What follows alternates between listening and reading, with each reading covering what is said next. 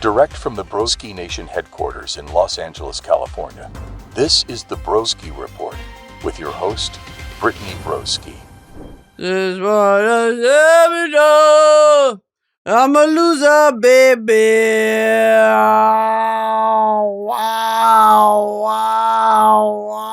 Wow. Guys, what the fuck does this mean? Fastest lap in F1 history, average speed of 264.682 kilometers an hour. What the hell is a kilometer an hour? What the fuck is a kilometer? Hey Siri, how fast in miles per hour is 264.6 kilometers an hour? 164.4 miles an hour. Damn, it's not even that fast. Damn, it's not even that fast. I'll do faster than that on the highway. Y'all ever driven in a back roads, a Texas highway at about 11 p.m.? But here's the thing with Texas highways, you got to slow down because they're those speed traps. They'll get you. Okay, you're going real fast. You're doing about 90. You're going to do about 90 on a two-way lane, on a two-way road. And then you're going to slow down. You go through a town. You hit a town, hit about 35, them cops waiting for you. Those cops, for real, if you're not from Texas, I don't know how speed traps work in other parts of the South, but damn, those cops wait for you. At girl, when it goes from 75 to 60, those cops will get you right there. You know how fast you're going? Fuck you! You know damn well what you're doing. You're trying to get the damn tax dollars for the county. I pay my taxes. I'm not the one. I'm a loser, baby. Why did I think Beck and Russ were the same person? Like, they're not even in the same. What is Russ saying? What they want, what they want, what they want. What they want, what they want, what they want. I used to love that song in college. Why do people hate Russ? He's just corny. Did he do something? I bet he did something. He looks like that type of dude who would do something. You know what I mean? I bet he's done some stuff. I don't even want to know what bro's done. He opened for Edsheeran. How does that make sense? I saw Edsheeran at some fucking stadium because, of course, his team lovingly and very generously reached out to my team and said, if Brittany wants to come see Edsheeran, we've got... Hey, I'm on the way. Hey, shh, I'm on the way. Shout out the Broski Nation members on Ed Sheeran's team, or Ed Sheeran's label, because wow. That man, I mean, it's him and a damn guitar. And he's up there fucking fighting for his life. He's making beats on the guitar and shit. He's just stemming out on the fucking guitar for 2.5 hours every night. Bro's got a baby and a wife. And just the most colorful straight guy tattoos you could ever think about. And it's fine. It's fine. I'm fine with Ed Sheeran's tattoos. Okay? Just stemming out on the guitar. Just hitting a full stem. I love it. I love to watch people hit their life purpose. His life purpose is to stem on a rotating stage. And he does it better than about anybody I've ever seen. But why did Russ open for him? Is my eternal question. It is my eternal question. And what did Russ do? Might be worth a Google. What did Russ do? What they want, what they want, what they want. Let's hit r/rap. We're making it to Reddit. Ow. Okay, so he had disrespected Lil Peep, maybe. He is controversial because of how much self-confidence he has. Bro. This fucking Russ Glazer on the r/rap thread. Bro, you're on the r/rap thread defending Russ. You're not gonna win, my king. Hey, my king, give it up. Russ makes $15 million a year, and that's a lot more than most rappers. His strategy was that posted weekly of him rapping over beats on SoundCloud. His music's very realistic. He's also human. He makes mistakes, which resulted in rappers shitting on him. In an alternate reality, maybe even this one, I would hope this is how Broski Nation defends me. You know? People are fucking mad because she's just confident. Because she raps over SoundCloud beats. Okay.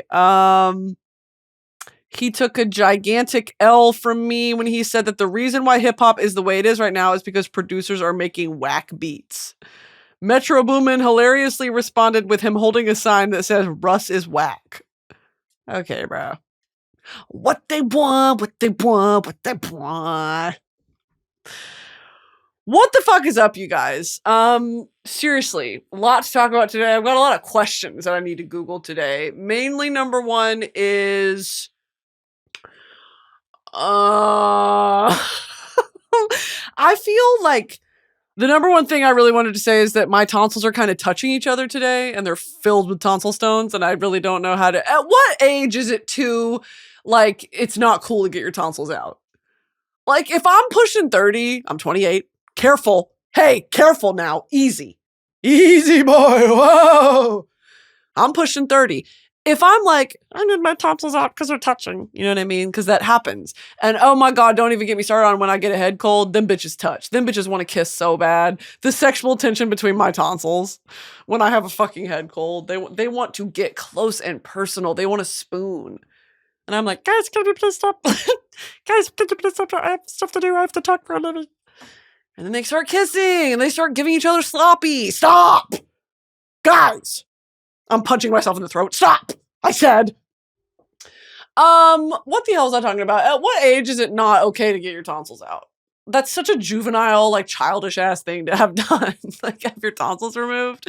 Isn't that like a really painful surgery too? What can you? Why did I say weh? Weh. That was such a wimpy little noise. Weh. Here's a question, and I kind of mean this half serious, half joking.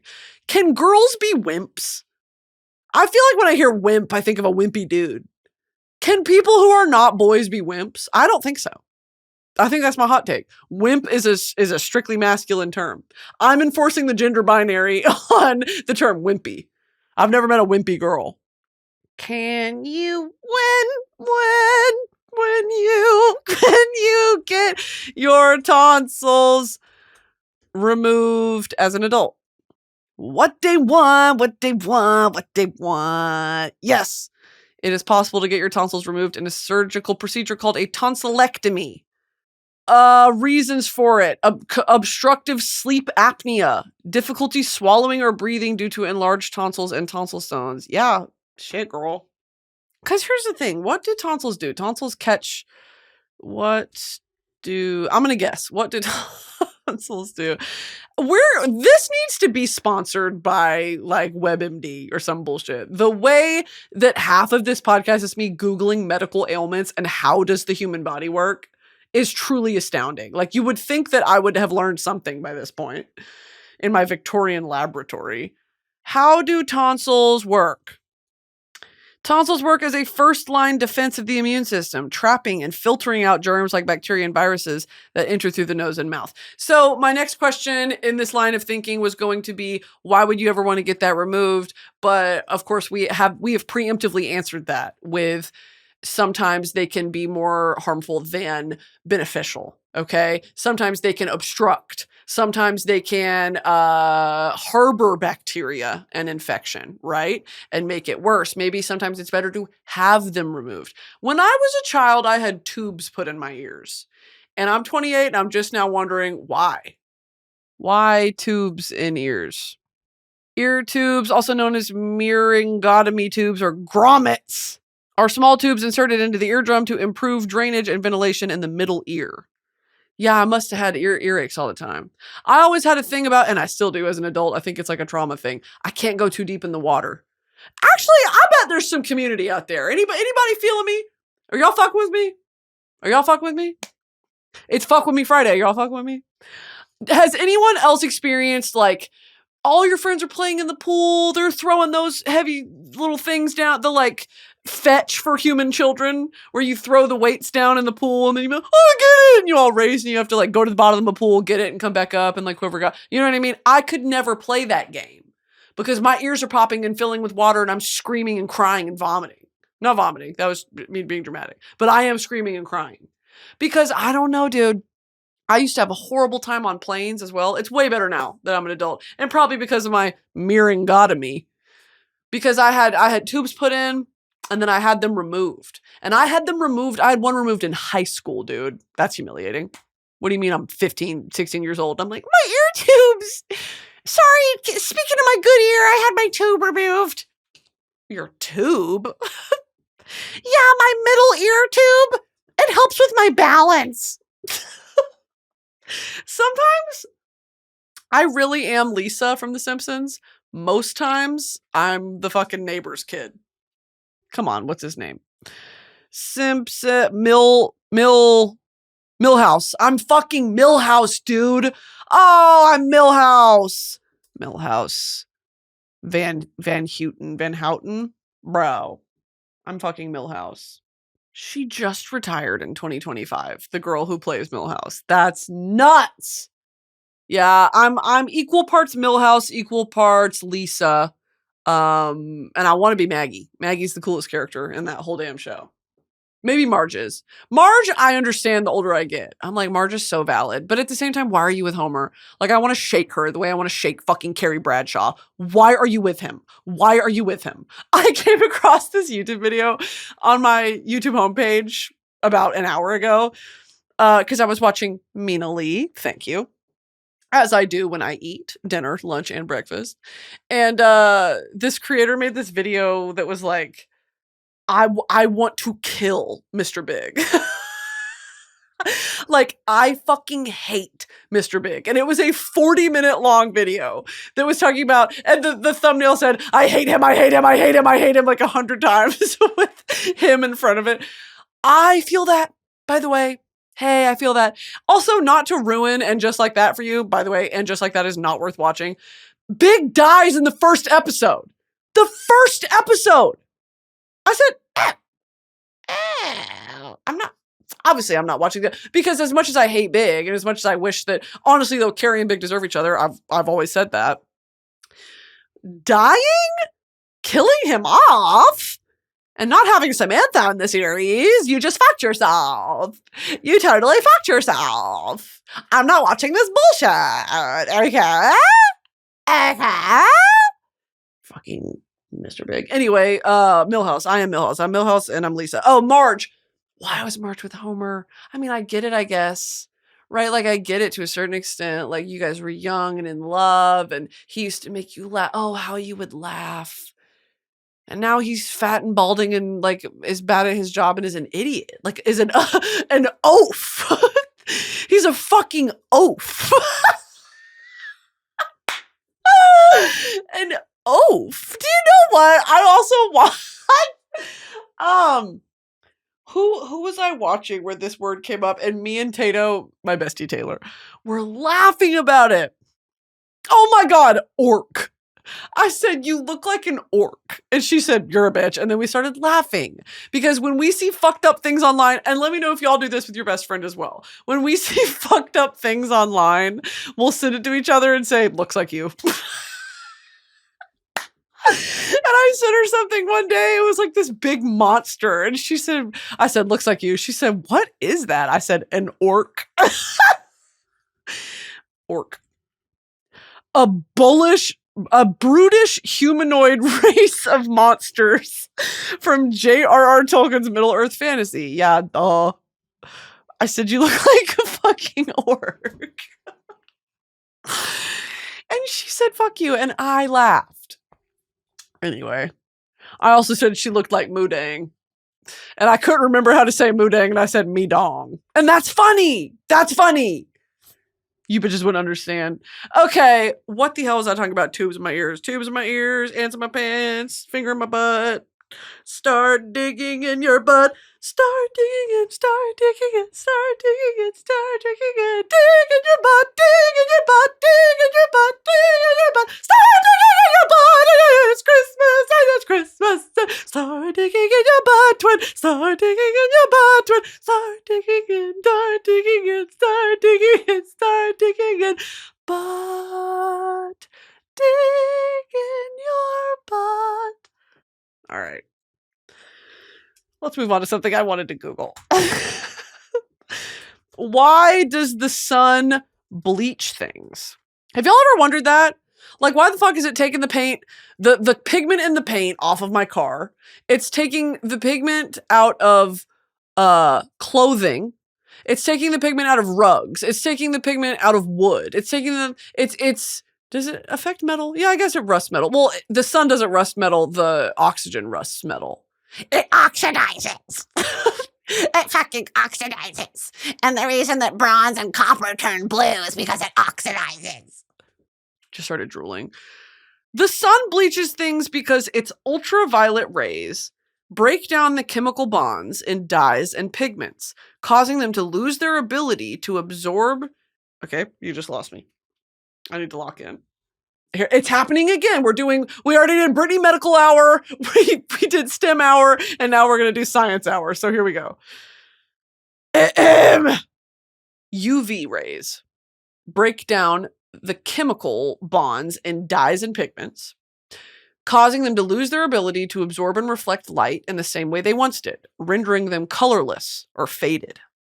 This process, known as photodegradation, occurs when the high-energy photons in UV light provide enough energy to break these bonds, leading to a chemical reaction called oxidation, bro! Because it gets oxidized. I'm Milhouse. While the color doesn't physically go anywhere, the molecule's structure changes, and it no longer reflects the color that defined it. Can you reverse sun bleaching? No, you cannot truly reverse sun bleaching because it causes irreversible damage to the material's pigments or DNA. However, you can treat the appearance of sun damage in several ways. Dye the fabric to restore lost color, though the damage to the fabric strength may be permanent. Okay. So the UV breaks down the pigments in the materials. That's so crazy that the UV can bleach your hair and fabric, but it'll darken your skin, bro. UV's fucking crazy. It's fucked. Okay, honestly, that really doesn't answer my question because I don't understand why. Like, I still want to get down to the why. Why does UV break down the chemical bonds? UV light breaks molecules apart because its short wavelength provides enough energy for molecules. Getting pissed off. Getting pissed off because I have to focus. I feel like I'm back in fucking school about some bullshit I don't care about. And if there's any Broski Nation chemists, any Broski Nation physicists, guys, I respect you deeply. I cannot talk to you.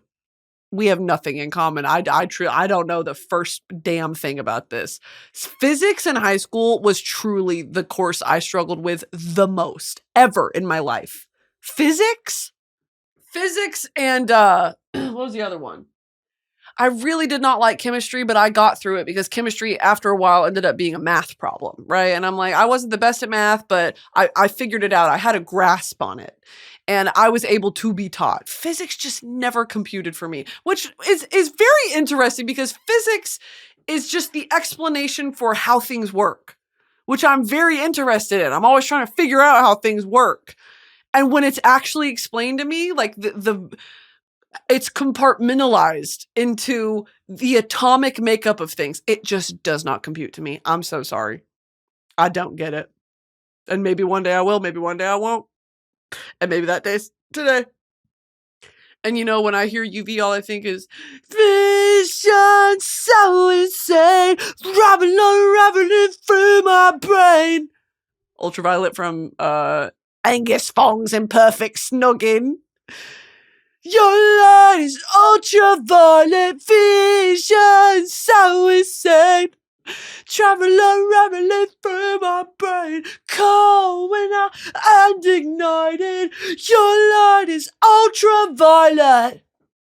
Ultraviolet. Who sings that? Missing Aaron Taylor Johnson in this moment. Ultraviolet, Angus, Thongs and Perfect Snogging. The Stiff Dillons. Of course it was the Stiff Dillons. And were they a real band? Yes. The Stiff Dillons were a British rock band. Oh my God. And that's a cover of an Anatina song, which is Edna Swap. What the fuck? I don't care. Okay, anyway, can you reverse sun bleaching? What the fuck was I Googling? Okay. UV light breaks molecules apart because its short wavelength provides enough energy for a molecule's electrons to jump to a higher energy state, weakening or breaking chemical bonds. Okay, that makes sense to me. Short wavelengths provide enough energy for a molecule's electrons to jump to a higher energy state. Here's my question that I truly just marvel at sometimes, okay? Who the hell came up with that? And who the hell tested it? And who the hell was like, shout out, twin. Hell yeah, twin, you were right. Yeah, twin, we took your theory and we tested it and you were right. This process called a photochemical reaction sorry, me marveling at the history of physics, of just like higher level, like physics research and theory, just marveling. And how much farther along could we be in physics research and our understanding of the natural world if we let women into research institutions way earlier than we did? How about women and people of color? How much fucking farther along could we have been? Because you guys were busy being fucking white supremacists. You held us all back. You fucked yourself. And then you said, oh, we can't figure it out. And then you had everybody else come in and say, we'll do it. And then you guys took credit for it. I'm pissed off. Okay. This process called a photochemical reaction can cause molecules to change or fall apart entirely because shorter wavelength light carries more energy. UV light is more effective at breaking bonds and damaging molecules, including DNA, than longer wavelength visible light. Okay, the more you know. That makes sense to me, I guess. I don't fucking know. Another thing I wanted to Google, why is coffee in Italian? Because, and let me clarify before I Google this. Your coffee order is always in Italian. Americano, cappuccino, flat white, espresso, latte, café con leche. I think that, well, here's my question, is because cocoa or coffee beans are not only local to Italy, right? Like they come from everywhere. In fact, they import coffee beans. Import. Y'all know that thing in the English language about if it's a versus, hello guys, hello America, welcome back to the Broski Report. Wow, at the circus, Afro circus, Afro. Fuck. You know the thing about in the English language when it's a noun, like report. Okay, for example, I have the report, or I have something to report. Does that make sense? It's an import, but I'm importing something. You got it? It's about the emphasis on the vowel. It's about the emphasis on the first or last vowel. And there's something similar in Spanish that's not actually similar at all, but I am going to say it anyway because now it's on my mind. How to pronounce, a rule of thumb for how to pronounce a word in Spanish if you don't know, and if it doesn't have a tilde, an accent on it, it's the second to last vowel sound. The second to last vowel sound. Okay? So like if the word is nieve, Nieve, which means snow, the two final vowels are both E's, right? But you would pronounce it nieve. Okay? Lluvia. Lluvia. Okay. I guess that actually kind of disproves what I was about to say. Because lluvia, that's the third to last. You know what? We'll move on. Why is coffee called a cup of joe? The exact origin of cup of joe is debated, but common theories suggest it either refers to the average Joe, the common man, and his basic drink, or it comes from a combination of the words Java and mocha, jamoke, or is a reference to Josephus Daniels, the Secretary of the Navy who banned alcohol in 1914, leading sailors to drink coffee. Other explanations include it being a marketing term for Joe Martinson's coffee, or a simple shortening of G.I. Joe after World War II. So it's the same deal as we don't know why it's called a Charlie horse. We just kind of accepted it. Who the hell was Charlie? Remember we looked that up that one time? It was like the baseball player. There was some shit with a horse. And they were like, yeah, I don't know. I don't retain any of the knowledge that I Google on this podcast. I swear to God, I enter this room, I turn the lights on, I hit record. Alone, by the way. I'm in here alone. I could only create this magic in here alone. And I black out for an hour. And I just, and then I leave. And then we upload it. And then people come up to me on the street and they quote my shit back to me. And I go, I don't know what the fuck you're talking about. Because I blacked out. And ultimately, I think that's, it's a blessing and a curse. That I don't remember that I can just do this. But then the curse of it is, what the fuck am I talking about? What the fuck are you saying? Okay. And now I'm sitting here like, is that how nieve is spelled? Yes, it is. Lluvia. Now, why doesn't that have an accent? That's actually going to piss me off now. Vision so insane. Oh, you're pissing me off. You're pissing me off. You're pissing me off. Lluvia. Lluvia. Lluvia. Okay. So I said it. I pronounced it correctly. However Americanized I did. But in theory, my statement still stands that it's the second to last. It's the second to last vowel sound. So I guess yeah is a diphthong. So that would count as one vowel sound. Maybe that's it. Okay. Any Spanish speakers in the audience who know Spanish phonetics, go ahead and let me know. If you know Spanish grammar, syntax, and phonetics, go ahead and let me know why that works. I think it's because it's a diphthong. Lluvia. Because it's not lluvia. That would be two. Okay, we can move on. You hit one of my special interests. Now, hold on. Okay, we'll go ahead and do why is coffee in Italian? Let's go back. This episode is sponsored by Cash App. One of the coolest things about Cash App is that you can design your own silly little debit card. You can pick from a bunch of different colors and patterns, add your favorite stamps, doodles, or even you and your friends' inside jokes to make it totally unique to you. Maybe a beautiful Art Nouveau? Yeah, like a callback to a previous episode. Where are my real listeners? Something with taste, class, glamour. You can also get savings on stuff you're already buying. Cash App customers can get exclusive discounts for things like coffee, boba, video games, and more. And if you're the type who loves concerts or exclusive drops, your Cash App card gets you early access to ticket sales for huge tours like Kendrick Lamar and SZA and Sabrina Carpenter. You also don't need to worry about any random monthly charges or minimum balance requirements. It's a finance tool that works for you, with awesome perks and a look that fits your vibe. Why settle for a boring card when you can make one unique to you? Take control of your money today with Cash App. If you're between 13 and 17, you can still sign up. Just ask your parent or guardian for help to open up a Cash App sponsored account. For a limited time only, new Cash App customers can use my exclusive code to earn additional cash.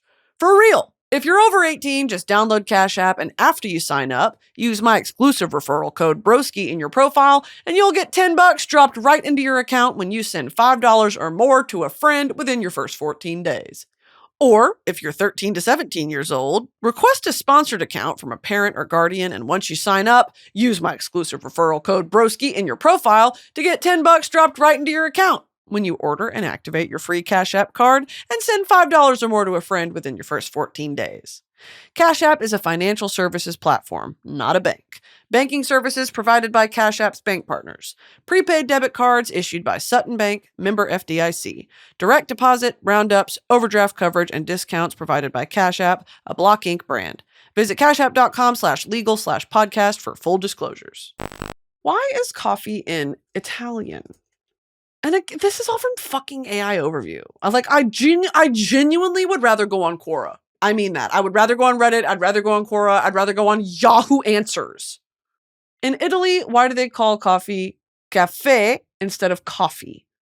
Maybe because it's in Italian. Fucking dumbass. The English word coffee comes from the Dutch word koffie, Koffie, which in turn comes from the Ottoman Turkish keva, which was derived from the Arabic kawa. Everything comes back to Arabic, bro. I'm telling you. Everything. Like, Arabic is such a fundamental language. Arabic and Damn. Latin. English is a Germanic language, so many of its words. Is that true? I thought English was a Romance language. Is English a Germanic language? What? Yes, English is a Germanic language, specifically belonging to the West Germanic branch, alongside languages like German and Dutch. There's no shot English is more closely related to German and Dutch than like Spanish and French.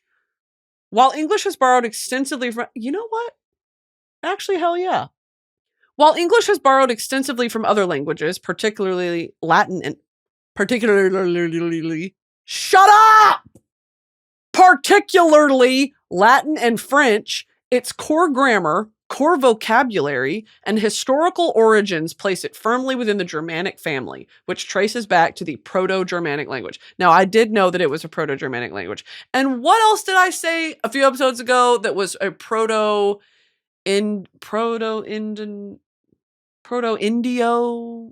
I believe that's what it was. It was some word I was looking up. And what does proto mean? What does the prefix proto mean? First, foremost, earliest, or original. Damn!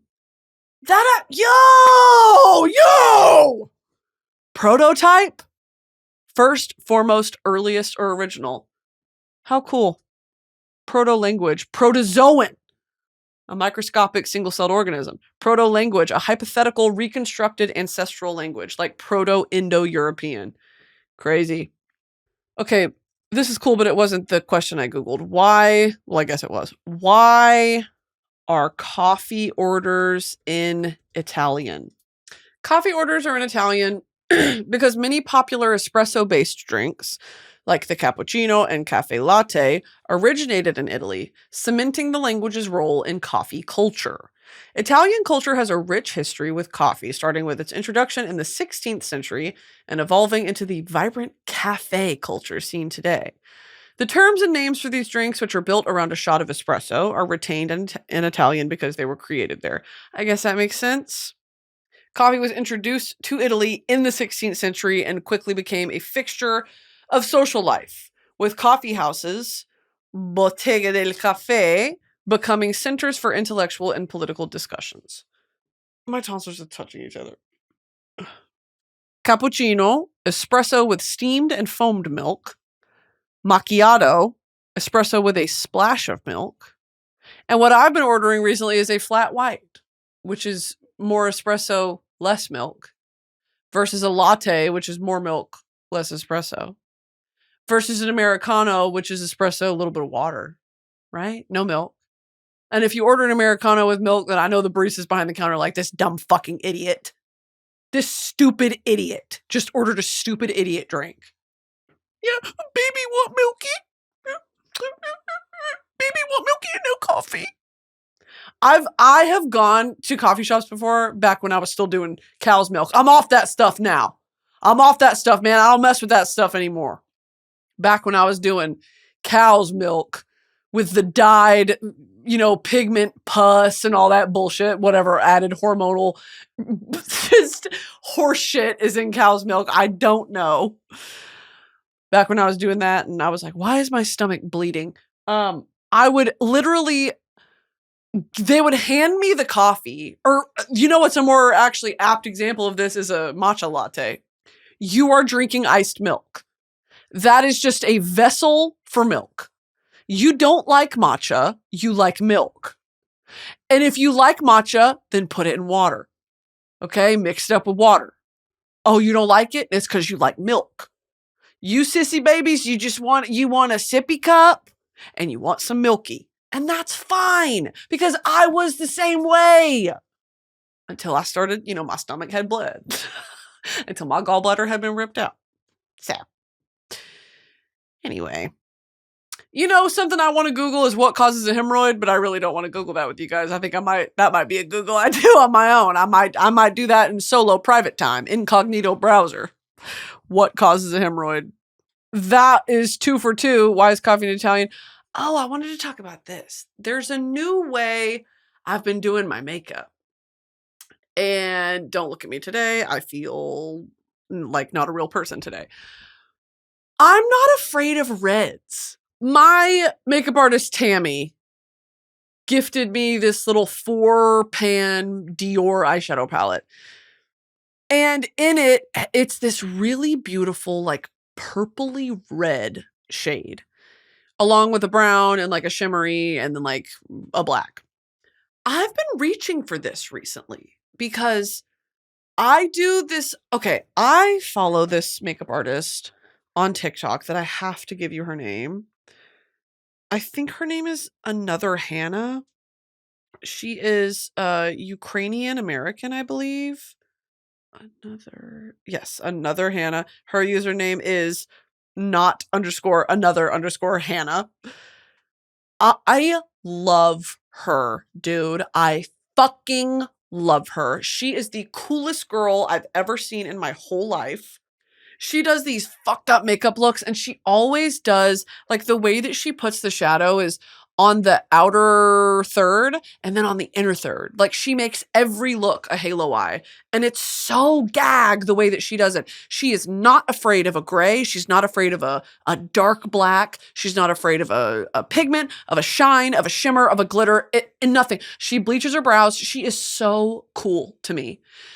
And she does these looks with, like, the way that she lays and packs the powder, the shadow, is so inspiring to me. And our face shapes and our eye shapes are very different.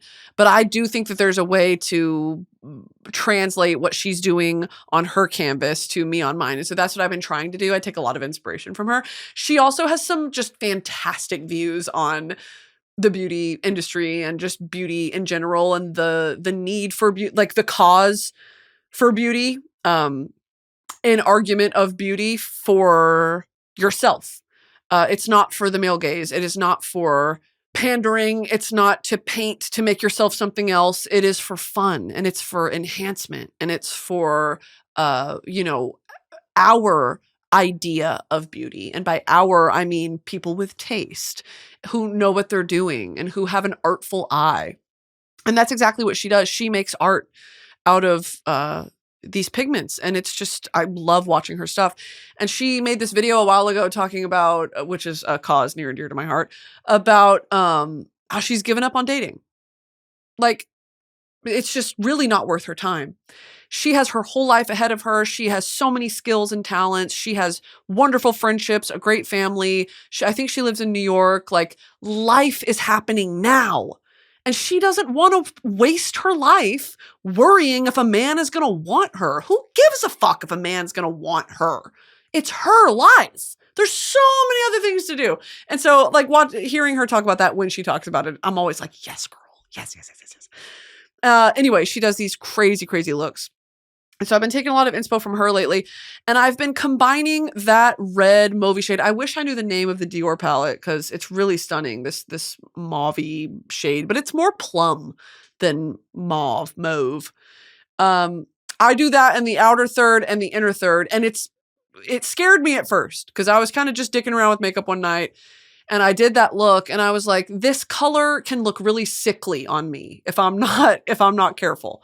If I don't do it right, if I leave it, unblended, unpolished, it can look like SpongeBob with the suds. And I don't want to do that. Okay, I don't want to look like fucking, who's the little kid from Meet the Robinsons? Him. But the sad one who grows up into the villain. I don't want to do that. And so I did that color. I blended it real light. And then I did it under my eye as well. And then I added the gray shade from the Makeup by Mario palette, the neutrals, the matte neutrals, cool tone. I added that gray, really pretty gray. And I blended both together. And then I it's from the Kimchi and Trixie palette that they did together. That really pretty glitter. It's like a gold champagne glitter. And then I did Space Cowboy by Urban Decay on top, like in the little, like a halo eye is where it's dark on the outer and inner corners and then light in the very middle. So it looks like a spotlight, like a halo effect. And a lot of the times you'll see a halo eye with like a gloss over it to make it look really just ethereal and really stunning. It photographs really well for like editorial, not the most wearable when you do the gloss option. But the way that Hannah does it is very wearable and it just looks stunning on her, especially with her blonde eyebrows. I'm just like, she is gag. Anyway, I've started doing that and it's stunning. It's stunning. And then I pop a little tiny thin black liquid liner along my top lash line. Because if not, then the false lash looks really weird on top of it. Just because I'm so fucking white. I'm so Caucasian. And then I'll glue a thin lash. You don't want to do too thick of a lash because then it turns into drag. You want to do all that. I'm doing daytime. I'm doing day walker. So I'll do a thin little lash that's a little heavier on the outer corner. And I've been wearing that out and I get so many compliments. Maybe it's because it looks weird. You know, sometimes people will compliment you or you'll compliment people when they look weird. I don't know if that's, you know what I mean? I don't, but to be honest, I don't give a fuck. I don't give a fuck. Because I thought it looked cool. Like I took some photos and I was like, yes, give. Felt really cool. Felt really, I don't know. I just felt inspired by Hannah. Another eternal inspiration for me is Evelyn, #1 New York Times bestseller on TikTok. They are truly so worldly, so well-researched, so inspired, I mean, I did a shoot recently. I've done multiple shoots where I've shown up and on the vision board, there's Evelyn. Bitch. And I DM them afterward and I'm like, I just want to let you know. Because we have the same face. Obviously, we have the same face, which really helps because when they paint, it's nice. Like I can see what the shape and what the colors will look like on me. Our lips are a little different, but it's truly amazing what they are capable of producing. And I know that they use a lot of references from like, I want to say like Galliano. And obviously like Pat McGrath and all that. But I don't know. They turn it into something that's very uniquely Evelyn. And it's just, I have followed them for forever since the pandemic and just admired from afar. So I take a lot of inspo from them. I've reblogged them on Pinterest a lot.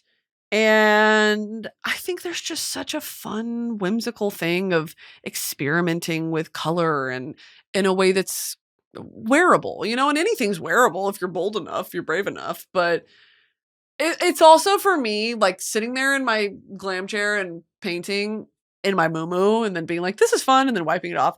That's a different experience than doing that look and like finding an outfit that matches it, a vibe, a shoe, a jewelry, you know what I mean? Like making it part of a whole cohesive thing. That's my next step. Is I want to get more kind of funky jewelry. I want to get more funky with my makeup, like how I paint, and then match that with maybe like a muted but classy, polished looking fit. Cause I used to leave the house in like a Nike tennis skirt and an oversized graphic t-shirt and my Converse and be like, I don't give a fuck. I don't give a fuck. And I want people to know I don't give a fuck. And I would look back on pictures and I'm like, girl, you look bad. You look stupid. Like, why didn't you try? Like, I think that there's this weird feeling of like, if I try, then that means I can be judged for it. And it's this whole, we're coming out of the era of like cringe and to be cringe is to be free. Like truly, I don't give a fuck anymore. I don't care if it's cringe. I don't care if it's chuggy. I don't care if it's millennial. I'm going to do it because all you have is today. Today is all we've got, queens. I used to do that because I was like, if I don't try, then no one can judge me. No one can, if you say something negative to me, well, I didn't even try. You know what I mean?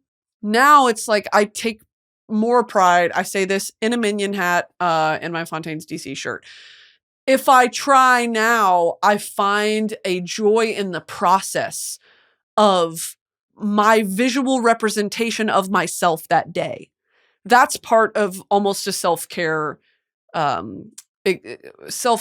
practice is the things that are happening in my head, what I'm loving, what I'm inspired by, what I want to present as, that is, it's part of dressing yourself. And I don't think it's just the older I get. Like, I didn't feel that way 5 years ago. And I don't know if I'll feel that way in 5 years. Who knows? But I'm having fun with it right now, guys. Right now. But, baby, I swear it, I wanted to call. But on the way around, I happened to fall. She's a MUA at Carnegie Hall. I have a crush on a guy from Dublin. It's ridiculous. And is it Gree and chatting? Yes, but that's beside the point. There's another man from Dublin that I have a crush on. And it's getting lethal. All right. More on that later. Or maybe not at all. Here's something I want to task you guys with.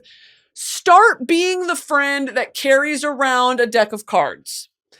You need to be going to the club, going to the bars, going to the coffee lunch dates with a deck of cards. Teach people games. I was in Ireland 2 weeks ago.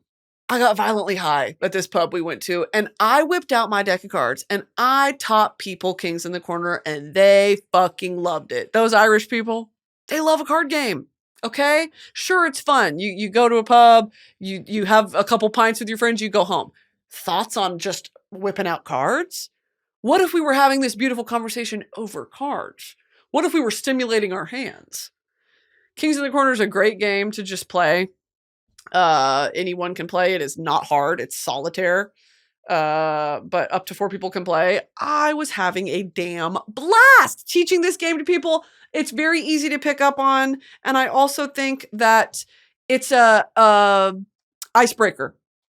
We've never met before. Doesn't matter. Sit down. We're going to play some cards. It's good. And you're the cool girl because you have a deck of cards with you. Yes. I really would recommend that. I've usually carried a deck of cards with me in my backpack, but I haven't. What are you carrying a backpack for? You're 28. You need to figure that shit out. Take the backpack off, queen. Take the backpack off. Pick up the tote. Yeah, deck of cards. Okay, we're going to do some ghost stories. I skipped it last week because I couldn't find the doc. Guess what? We're so fucking back because I found it. This is from Fi. She says, this is going to sound really, really weird and even more stupid, but here we go. One night a few years back, right after me and my family had moved into our new/current house, my friend and her sister came over to hang out. It was completely dark outside and we had just finished watching a scary movie. My friend's sister downloaded one of those ghost finder apps on her phone. Yeah, I know, whatever. And we took it around the house to see if we could find anything. There was nothing anywhere. First of all, let me stop you right there. Why would you do that? Let me stop you right there. Why? There was nothing anywhere except in our game room. There was a ghost named Mad Dog. We asked him the routine questions. What's your name? How old are you? Are you going to hurt us? Etc., etc. And when we asked if he was going to hurt us, he said, yes, I'm here now. And we first heard knocking on the windows and then the lights were nonstop flickering. I don't want to finish reading this. So what's up with that? I don't want to finish reading this. Bitch, what the? No, I know you're lying. This middle school ass story, it went completely silent for a moment and the lights stopped. Then my back started to burn very badly. My friend lifted up the back of my shirt with a loud gasp. There were big red streaks all down my back, like someone had scratched me. Then it happened to my friend's sister. Hers were from her collarbone to her lower back. Then the lights flickered again rapidly, accompanied by more banging on the windows. We ran out of the room, pulling the door shut and pushing a chair in front of it. The door shook. My back stopped hurting. The lights were fine and it was silent. That was the story that made me believe ghosts were real. Now, Mama, at what level did you invite that in? The universe is always listening. You cannot invite that stuff in. Okay? That would be my advice to you, Fi, is that's some dumbass bullshit, and I don't know why you did that. It's curiosity that killed the cat. It's curiosity that invited fucking Mad Dog into its house. Curiosity killed the cat. Origin. The phrase curiosity killed the cat evolved from the older expression care killed the cat, which appeared in Ben Jonson's 1598 play Every Man and His Humor and William Shakespeare's Much Ado About Nothing around 1600. In these early forms, care meant worry or sorrow. So worry killed the cat? The modern version with curiosity began appearing in the late 19th century, with an early printed reference found in an 1868 Irish newspaper, though the exact origin of the shift is unknown. Very interesting to me. r/etymology. Here we go! I've always heard this expression in Portuguese, my native language. A curiosidade matau o gato. Then I learned English, and there it was again. But I didn't pay much attention to it until I started studying Mandarin and found it. Can you explain where it came from and how it got into those languages? First of all, you're sick as fuck. Polyglot. That's funny. I always thought it was to do with Schrodinger's cat. It's both dead and alive until you check. So curiosity killed the cat. Now see, that makes sense to me. I think it doesn't exist in Catalan, but I've always felt it's more natural, as it rhymes. La curiosidad va matar el gat. I like that. La curiosidad va matar el gat. It also exists in Turkish. Faz la merak kedigi oldurur. Oldurur. I'm sorry. Hey, I'm sorry. Too much curiosity kills the cat. Curiosity killed the cat, but satisfaction brought it back. I like that. Also, want to know something I learned recently that was an Oscar Wilde quote? Imitation is the sincerest form of flattery that mediocrity can pay to greatness. Is that not gag? Imitation is the sincerest form of flattery that mediocrity can pay to greatness. While often shortened to imitation is the sincerest form of flattery, it's not the full one. And let me see, who did the jack of all trades, master of none? Better to be jack of all trades than master of none. Isn't that it? Jack of all trades, master of none. But oftentimes better than a master of one. Yeah. It's actually a compliment. Okay, guys, here's some stuff for this week. If you want some merch, go to broski.shop and be on the lookout. Something new might be coming soon. A lot of exciting things happening in Broski Nation this fall season. Autumn for all you Europeans. And there's an official Broski Nation playlist that Elizabeth made us. Go check that out. There's also an unofficial Broski Nation playlist that some loyal Broski Nation member updates weekly. Shout out to her. And now I'm going to give you my Songs of the Week. Week in Your Light by, who sings that? Nation of League of Nations? Nation of Language. By the League of Nations, of course. And another one by Nation of Language. We've got Week in Your Light and also Friend Machine. I've been loving them lately. We'll also go Fontaines. I'm really, really, really deep into a Fontaines DC kick. I always am, but it's recently been reignited. One of my favorite Fontaines DC song probably ever, it might be Death Kink. It might be Nabokov is really fucking good. Roman Holiday's great. Bug is great. Big is great. I think for right now, it's Skinty Fia. Skinty Fia is a song I could listen to 100 billion times and never get tired of. Starburster, I was on that for a second. Like, every single day, that's all I was listening to. And now when I hear it, I'm like, skip. Oh my God, they've been opening with, or maybe not opening, it's the second song, with Here's the Thing, that crazy guitar.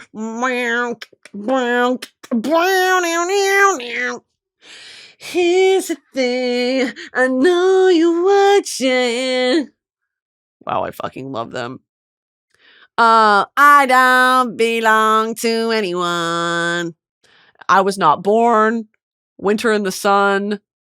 Obviously, Boys in the Better Land. I talked about Oh Such a Spring months ago.